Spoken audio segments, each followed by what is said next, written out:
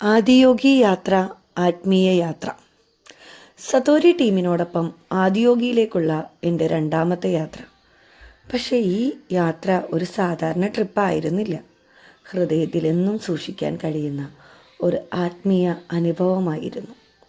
സതോരി team ഒരു group മാത്രമല്ല, എൻ്റെ സ്വന്തം കുടുംബത്തോടൊപ്പം യാത്ര ചെയ്യുന്ന അനുഭൂതിയാണ് ഞങ്ങൾക്ക് സമ്മാനിച്ചത്. രാവിലെ 6:30 തൃപ്പൂണിത്തുറയിൽ നിന്നും യാത്ര ആരംഭിച്ചു.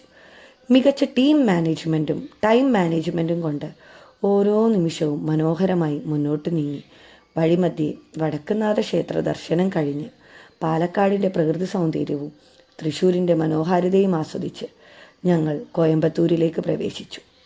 കടുത്ത ചൂട് പ്രതീക്ഷിച്ചപ്പോൾ ഞങ്ങളെ വരവേറ്റത് മഴയും കാറ്റും ചേർന്ന പ്രകൃതിയുടെ അനുഗ്രഹമായിരുന്നു. യാത്രയിലുടനീളം കുഞ്ഞുങ്ങളുടെ ചിരിയും കുറുമ്പുകളും കളിയും പാട്ടും യാത്രയുടെ ഓരോ നിമിഷവും ജീവനുള്ള ഓർമ്മയായി. വൈകുന്നേരത്തോടെ ആദിയോഗിയുടെ പുണ്യഭൂമിയിൽ എത്തിച്ചേർന്നു. പ്രധാന കവാടമായ മലൈവാസൽ വഴി അകത്തു പ്രവേശിച്ചപ്പോൾ തന്നെ ഒരു പ്രത്യേക ഊർജം അനുഭവിക്കാനായി. ആദ്യം കാലഭൈരവനെ ദർശിച്ചു.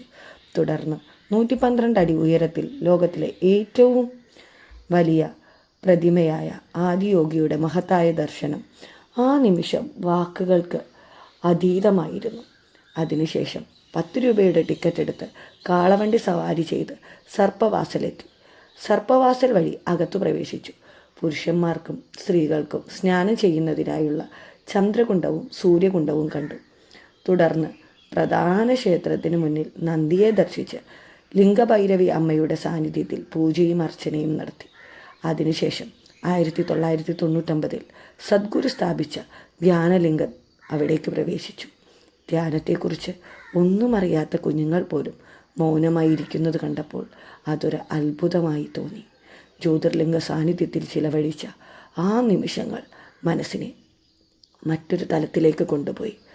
ആദിയോഗി ദിവ്യ ദർശനത്തിന് ശേഷം രാത്രിയിലെ പ്രകാശവും സംഗീതവും ചേർന്ന ആ അനുഭവം മനസ്സിൽ പതിഞ്ഞുപോയി. സത്യത്തിൽ ഈ യാത്ര ഒരിക്കലും അവസാനിക്കരുതേ എന്ന അനുഭവം. നന്ദി സതോരി, നന്ദി സതോരി ടീം.